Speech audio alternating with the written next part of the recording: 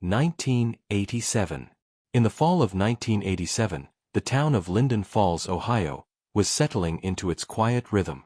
The air was crisp, the leaves burned orange and gold, and Halloween decorations flickered on porches. But beneath the stillness, something was waiting. Something dark. And by mid-October, blood would soak the floor of a tidy white house on Willow Lane, and a family would never be the same. October 13, 1987. A Tuesday. Marjorie Hale rose early, as she always did. Her days were stitched together with routine, making the kids' lunches, tidying the house, vacuuming rooms no one had been in. She was 38, with a round face and soft eyes. Her son Tommy, 12, loved her pancakes. Her daughter Lily, 9, said she smelled like cinnamon and sunshine. Marjorie was the kind of mother who always packed handwritten notes in their lunchboxes. Things like, "You've got this," or "I love you more than pumpkin pie." That morning, she kissed her kids goodbye at the bus stop and waved until they disappeared. She returned to the house, poured herself a cup of coffee, and started folding laundry in the living room. She would never finish. At approximately 12:23 p.m., she was attacked in her own kitchen. The assault was brutal, frenzied, personal. She was stabbed 17 times, mostly to her upper body and neck. Her hands were shredded, torn from trying to defend herself. The killer slashed her throat so deeply it nearly decapitated her. A dish towel soaked in blood was found stuffed under the sink. Her gold crucifix, a family heirloom she wore daily, was missing. There was no sign of forced entry. No valuables stolen. The only thing missing was her life. Her sister-in-law, Elaine Hale, found her. Elaine had stopped by around 3 p.m. to drop off a casserole dish and say hello. The front door was unlocked, odd for Marjorie. The moment Elaine stepped inside, she knew. The air was too still, too silent. She found Marjorie's body crumpled beside the kitchen island. Her pale robe was soaked red, her legs twisted unnaturally, one slipper flung across the room. Elaine screamed so loud, neighbors called the police thinking there was a home invasion happening. But the invasion had already happened. Hours before. Detective Ron Speller had been with the Linden Falls PD for 24 years. He'd never seen anything like it. He later described the crime scene as a message written in rage. Frank Hale, Marjorie's husband, was tracked down that evening in Claremont, a town 30 miles away, where he claimed to be demonstrating vacuum cleaners at a retail store. His demeanor when told of his wife's death? Cold. Practiced. Almost expectant. Worse, it came to light that Frank had recently taken out a $500,000 life insurance policy on Marjorie, just 2 months prior. And he wasn't exactly grieving. He was seen days later, drinking at a bar in Claremont with a woman named Denise Cartwright, a hairdresser 10 years his junior. When questioned, Frank didn't deny the affair. He shrugged. "Marjorie and I had grown apart," he said. "I didn't kill her. That's all you need to know." But that wasn't all. Not by a long shot. 1987. Detective Speller pushed hard. Frank had no solid alibi for a 2-hour window. The insurance money, the mistress, the missing necklace, it all pointed to motive. But evidence was thin. No prints. No murder weapon. Forensics at the time could only tell so much. Neighbors reported a strange man seen walking up the street the week before the murder.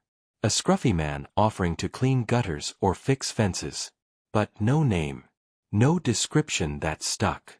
The case went to a grand jury, but they refused to indict Frank. Too circumstantial. And just like that, the case went cold. Frank moved to Florida. The insurance company quietly paid him out. And Marjorie's children grew up in a cloud of whispers. 2022. 35 years later, Detective Marla Easton, newly transferred from Cincinnati, was combing through cold cases. The Hale file stopped her cold. A beautiful woman. A violent murder. A family shattered. The file was thick but hollow, so much suspicion, and yet so little follow-through. Marla began retracing steps. She started with the evidence, a box of sealed bags, untouched for decades. Among them, the blood-soaked towel found under the kitchen sink. It had been logged but never tested. Too insignificant back then. But to Marla, it screamed of panic, a killer wiping himself down? She sent it off for modern DNA analysis. While she waited, she reopened interviews.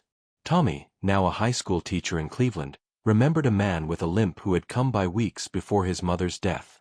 His mother had given him lemonade and let him use the phone. "I never liked him," Tommy said. "His eyes were wrong." Elaine mentioned something too. Marjorie had confided that she'd felt watched lately. She thought someone had been in their backyard at night. It was a lead missed entirely in 1987. Then came the breakthrough. The DNA from the towel was a match in the FBI's CODIS database. Richard Lane, age 68, currently serving a 32-year sentence in Wisconsin for rape and attempted murder. His M.O.: breaking into homes, charming women with fake injuries or requests for help, then turning violent. He had lived briefly in Linden Falls in the fall of 1987, working as a handyman and living in a church-run halfway house. He had left town 3 days after Marjorie was killed. Marla flew to Wisconsin and met Richard Lane face to face. He was skeletal now, with rotting teeth and a scar across his chin. He denied knowing Marjorie. Until Marla pulled out the photos. Blood. Wounds.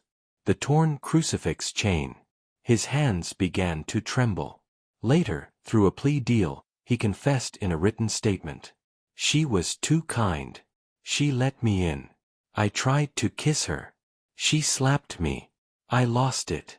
I don't remember the knife, but I remember the blood. I wiped my hands on a towel, and I left through the back door." Frank Hale was publicly exonerated. But vindication came too late. He had died of a stroke the year before the case closed. Alone, estranged, unloved. In a rare interview before his death, he'd said, "I didn't kill her. But everyone else did in their heads. I lost my wife, my kids, and my life. All because I was easy to blame." Tommy and Lily stood at the press conference announcing the case's closure. Lily, now a counselor, fought tears as she spoke. "My mother was taken from us by a stranger, but for 35 years, my father was treated like a murderer. We lived in silence. And silence is its own kind of prison." Marla returned to her regular caseload. But the Hale case stuck with her. In a final twist, she received an anonymous letter in her office mailbox. "Thank you for proving what no one else could. She deserved the truth. A friend in the shadows. She never found out who sent it. Whispers in autumn." That's what people came to call it. Because even after the case closed, and the murderer was behind bars, you could still feel the chill of it in Linden Falls. In the turning leaves. In the hush after dusk. In the whisper of a woman gone too soon. And the truth that came decades too late. At Crime Chronicles, every crime leaves a trace and we follow it.